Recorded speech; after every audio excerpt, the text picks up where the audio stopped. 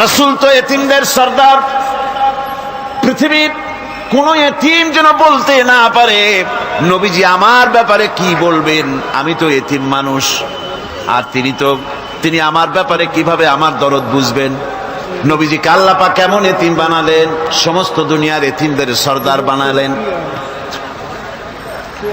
মায়ের পেটে যখন তিনি ছিলেন, 6 মাসের সময় মায়ের পেটে থাকাকালীন বাপের এতিম হয়ে গেলেন।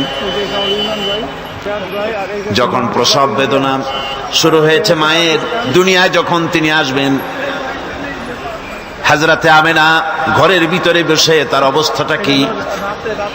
এই সন্তান পৃথিবীতে আসতে পারে, যিনি সবচাইতে বেশি খুশি হবেন তিনি তো আজ দুনিয়ায় নাই। মনের ভিতরে কত কষ্ট। আল্লাহ রাব্বুল আলামিন তার হাবিবকে দুনিয়া আনলেন।